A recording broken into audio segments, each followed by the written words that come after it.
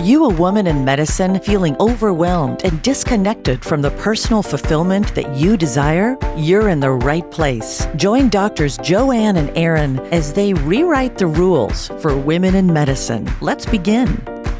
In our last episode, we talked about the power of choice. It was a pretty powerful episode, so if you haven't listened to it, it's episode 108, so go back and listen to it. And we wanted to really expand on that concept that sounds simple, but it can have such a ripple effect and very impactful in our lives. And I wanted to ask you, Erin, my super co-host, tell me about that power of the pause and finding your agency, and talk to us about it from your perspective. I wanted to use an example of a choice that I made back in 2018. I was looking at my Calm app this morning, and I heard from one of Joanne and my coaches and mentors, Brendan Richard, and he was talking about bringing your A game. And he basically said, if you don't do these things, you are not bringing your A game. And he challenged my way of thinking. He talked about needing to sleep, get good quality 7 to 9 hours of sleep a night. And at that time I was on either on call or had young kids. Anyway, it didn't seem like that would be possible. The power of exercise, the power of meditation. And I finally decided I would invest in the Calm app, meditation app, and put it on my phone, and would tend to do a meditation that was about 12 to 14 minutes a day. And not only did I make that change, then with time I started seeing what impact it was having on my life. And what I found is this pattern that if I was having a really bumpy month and going, man, where did the Calm Erin go? I would look at my Calm app and I would see that instead of having maybe 20 or more meditations that prior month, I'd only had 10 or fewer. And so this was a pattern that arose. And I was like, ooh, I better make sure I don't let that new habit go. And what I found was that this small 12-minute, and then after the pandemic, I decided to kind of double down. And now oftentimes I'll do 2 meditations that add up to about 20 minutes a day. And that's how I start my morning, is by doing that regularly, very small investment, even 20 minutes a day. I have erased countless arguments, countless times where I would flip into that reactive mode. And Joanne did a great job explaining how when we can stay in our executive functioning brain by having the power of the pause, my meditations allow me to exercise that agency of the pause so much more frequently, because our brain wants to go in autopilot, go to that, rat primitive brain in the back of our heads. And instead, when we can pause and stay in our executive functioning, we are so much better at solving problems. And so that tiny investment that I've made, I was looking at my numbers, and I have had 2,000. Most of these are my sessions. I've let my sons borrow my phone and do meditations themselves, but 2,252 sessions as of this morning, including 2 sessions that I did today.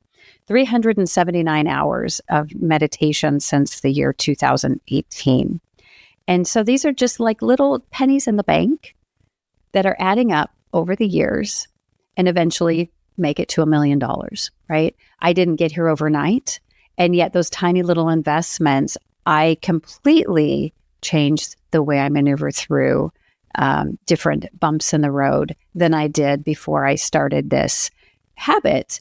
And what I love about it is it not only keeps me calm in the moment, but then there's that cumulative effect over the weeks and years that I've been doing meditation that allows me to dive into that rich bank of meditations in order to get me through some challenging times. So good. And my brain is spinning here because you mentioned so many important things that we've highlighted in our show of, first of all, again, the power of the choice of making these small decisions that can create a great ripple effect.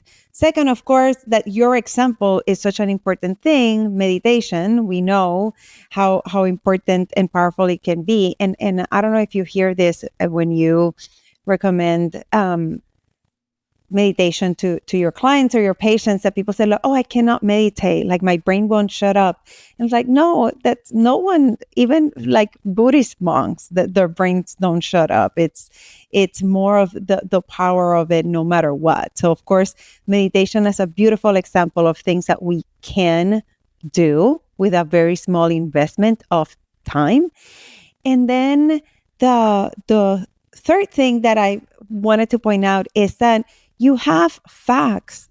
I love that you have the literal number that the app gives you, and that's just through the app without counting the times that you can meditate without the app, because we learn how to really get to that point of like that meditation state, even when we're not listening to one. So I'm sure you can do that as well.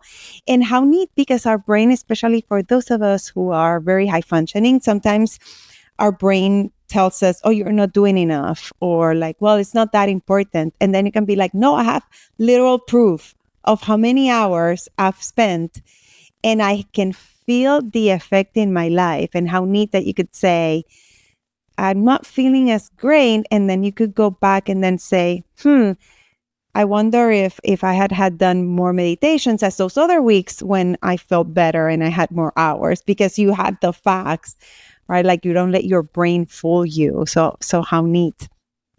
Thank you for that. And so Erin and I talk a lot, and we're always trying to come up with what are the best ideas that we can share with you all. But then we also talk about how's life, because we're friends and we love each other. And as we were talking about these topics, Erin was telling me about this recent event. And I said, that would be like a great thing to share here as an example of all of this that we're talking about. So Erin, I would love for you to share what has happened in the last week and how that relates to what we're talking here. Well, one of the reasons we're recording on a Sunday instead of a Friday is because I had to cancel Joanne and I's previously scheduled Friday session because of travel plans that went awry. So this past week, I traveled to California to see one of my clients perform in this event called Medicine Story. And then the next day I shadowed at her work and did a consultation for her medical office.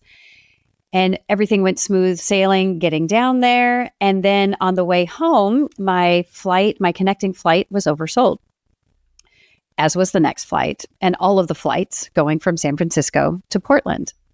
And meanwhile, the next morning, I had a 7:15 coaching call. Joanne and I were supposed to record our podcast from 9 in the morning until 11.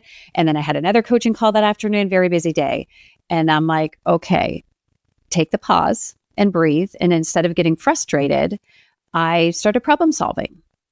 Why was I able to do that and not go to, again, anger, frustration, whatever it was? I was able to just go and keep my executive functioning brain and said, okay, what are my options? So I stood by for one more flight and then asked, and all the rest of the flights were oversold. So I was like, okay, this is not likely that I'm going to be able to do this. What other flights are there? No other flights out of San Francisco. Okay, what other nearby airports are there? San Jose, Oakland. There was one flight on Southwest leaving Oakland at 9:15. So my original flight was supposed to land in Portland at, I think, like 2:30 in the afternoon. Great. And I was supposed to go to a graduation that evening. That wasn't going to happen. So this flight was leaving at 9:15 at a different airport. So I get my luggage, or my carry-on luggage, get on public transportation. Takes about an hour to get to the other airport. No problem. Get there with plenty of time. Well, then the 9:15 is delayed. We don't take off until 11:30 at night, which means I land at 1 o'clock in the morning, don't get home till 3. And my checked luggage made it to Portland before me, but the office was closed at 1 in the morning. So my luggage is still in Portland. I have to go pick it up today. And you might think, man, what? That stinks. Why me? This was so terrible. And I was like, it's fine. I took agency. I texted Joanne, hey, can we move our Friday session? I chose that no matter what time I got home, I was going to be there for my 7:15 a.m. client. And I didn't need to move my afternoon client. So then I just made the choices that made the most sense using my executive functioning, because I never flipped into my primitive functioning brain. I stayed fully functioning the entire time and, rested on the plane when I could and just made the best of it. And when I was working with my first coach, she talked about, if you're in the ocean and you've got big, huge waves of turbulence, you can either fight those waves, which is exhausting and might put you under, or you can learn to move with the waves, which takes less energy and might take a little more thought. But when you can learn to move with those waves, those turbulent waves of life just gets easier. And so I just realized this is the way it is. Getting angry or frustrated wasn't going to help. I made the choices. What levers can I pull to make my day as easy as possible? And so after my Friday morning coaching call, I took a nap so that for my afternoon call, I would be better. And then I rested again later in that day, and then got back to fully functioning as quickly as possible and gave myself some grace. And it's like, it was fine. And I can look back on this trip, not, oh my gosh, it ended in a catastrophe. I am celebrating my client who did such an amazing job. I'm celebrating being able to meet with her team and helping her run her office maybe even that much better. And that I wouldn't change it for anything. It was such a worthwhile trip. And I can celebrate all of those wins instead of focusing on the small percentage of the tail end of the trip. Wow.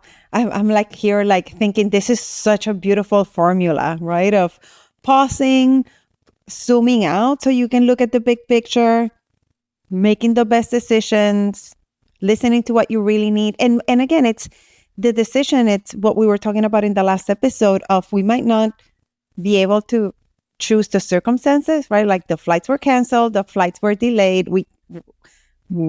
Why spend mental, emotional energy getting mad at that? It is a human thing to react, right? It's not like we're going to knock down. Of course, we're going to be like frustrated, maybe even a little bit upset, angry, like say like, oh no, what's going to happen? That's all very appropriate.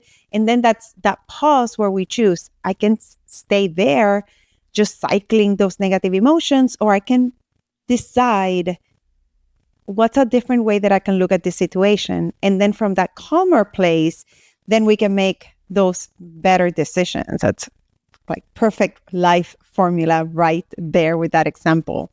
I had a very similar experience recently where I was taking an international flight and it was delayed 3 hours.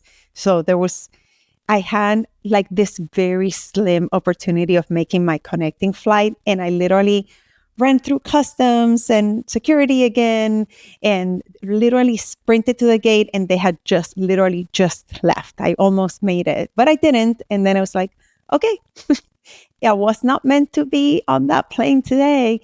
And then very similar to what you're saying of, I was a little bit upset and I was worried about exactly what you said of everything that I had scheduled that now I had to reschedule. And then saying, okay, I can stay upset or I can just be with it. I don't have to be happy, excited about it, right? Like we're not saying go to the extreme opposite emotion and be excited that you missed your flight, but we don't have to stay upset and calm. And it was interesting to have this work and be able to observe how other people were in that same situation and it almost felt like a spectator, like, and of course with a lot of compassion, because it's not easy, especially if you're traveling with your family, right? Like I was by myself, so it's a little bit easier to reschedule everything. But then being so grateful for this work, because like you said, it's not like overnight. It's we snap our fingers and just feel better. We can then say, okay, these things that I've learned along the way as a psychiatrist and as a coach and listening to you all, that then I can then now say, wow, like I'm very grateful that I can give myself permission to feel what I need to feel and then still make that decision and that pause to move forward. So how cool to hear you talk about all of this with such grace. That's really neat. Great example for us to hear. And to expand in this topic, Erin, why do you believe this is so important for us, especially for women in medicine? women in medicine have so many demands on their plate, for most of them, not just in their complicated careers, but also at home, because the research says they're doing more with, if they have children, more with the childcare duties and also with the household duties. And so we have limited capacity. And so if you can think of the difference, if you have a little fire break out, we can either add fuel to the fire, get angry, not engage our executive functioning brain, or we can get the fire extinguisher out and put the fire out. And how much more damage is going to be done if instead of putting the fire out, we add fuel to it. And so when I was dealing with missing that flight, there was another couple who missed the flight, and the woman was distraught. She was crying and tearful. So now her partner, whoever was traveling with her, he was there consoling her, trying to make her feel better. Like he was putting all of this time and effort into trying to help her recover over missing this flight. And I was, meanwhile, already searching, what are my options? And so it just really kind of highlighted same circumstances. We all missed the flight. And again, I tried to put that fire out as quickly as possible. And, her response was, to take even more energy and put it into that fire. And now they've got two of them trying to deal with it instead of kind of saying, okay, what can I do next? And so if you think about how complicated your life is, can you afford to waste time? How much time can you afford to waste? And how much more quickly can you right the ship? How much more quickly can you get back on course instead of wasted time? And, one of the biggest examples I have of this, the second time I realized that when I only meditated 10 times or less a month, it gets me into not great situations. I was ready to, divorce my husband. I was so frustrated. We had so much going on. We had purchased some property and we were having to flip a rental property, and the timeline was all messed up and there was just friction everywhere. And I was like, I was not happy. I was upset, angry, shorter fuse. And again, that was the second time I looked at my Calm app and I went, oh, maybe this isn't all my husband's fault, my family's fault for not pitching in. How am I choosing to show up differently when I haven't fully meditated, putting the reps in? And I thought, how much time did I waste arguing with my family over getting this rental property ready, versus had I shown up a better version of myself and been able to maneuver through these more complicated conversations? That was me. I know I could have done a better job. And so then I'm learning from that in order not to repeat that mistake.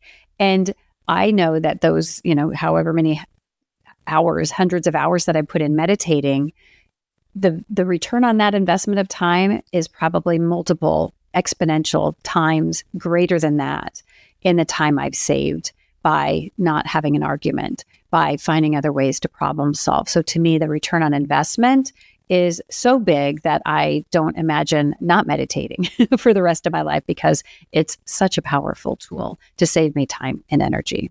This is so important. And I love all the important things that we talked about today in terms of the pause and the reminder of the power that we have of choice and decisions. And then those patterns that where we can recognize, and as we talked in the last episode, of where are we feeling stuck, where are things not feeling great, and then saying, is there something that I can do here? And your decision some years ago of saying, let me try this thing called meditation, and living the benefits of it right now. And we talk also about that this is not just something that will feel better, but this is physiology as well. It's brain activity, knowing when we're not well, our brain doesn't function as well. That's why when we're nervous, we can't remember the pin to our phone, something that we do so automatically. And it's also why sometimes we can help someone else in the same situation and give them great advice, because we're not emotionally invested in it. We can be calm. And sometimes we have to remind ourselves, okay, how can I find that pause to really check in and give myself what I need? And I love the analogy of turbulence, because how often does our life feel like that?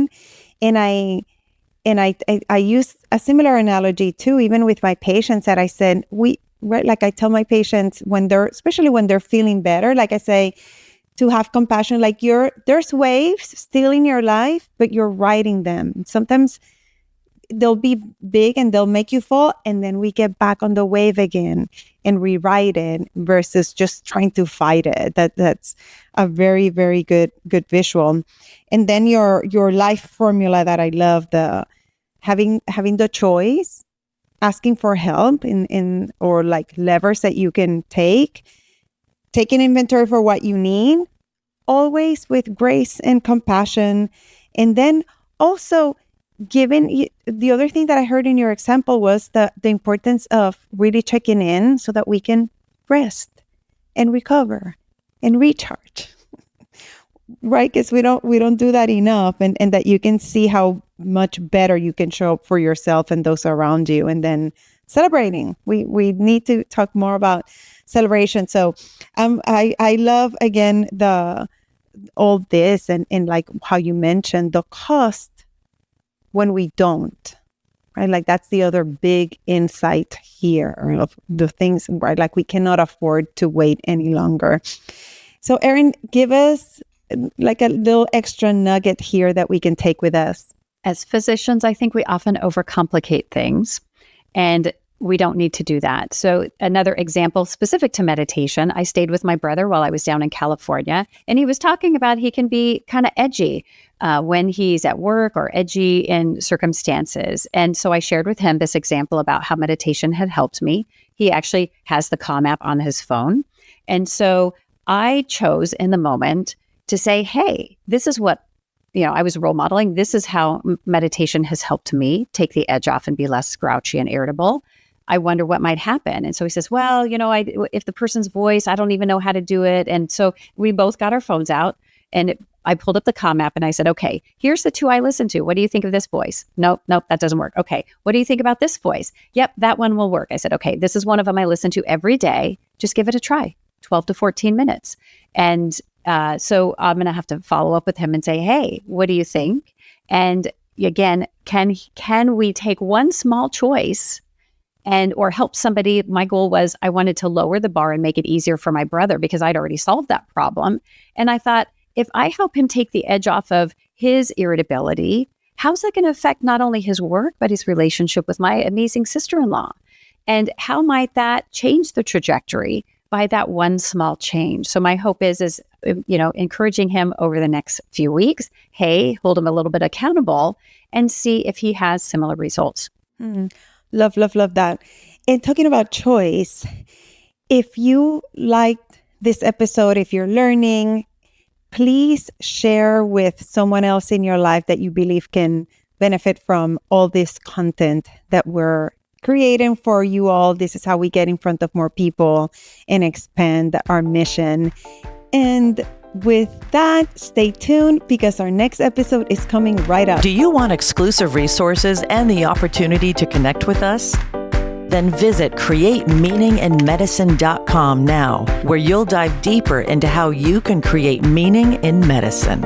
And if you're serious about optimizing your results, take 2 quick steps now. Connect with us on the website and tune in to the next episode.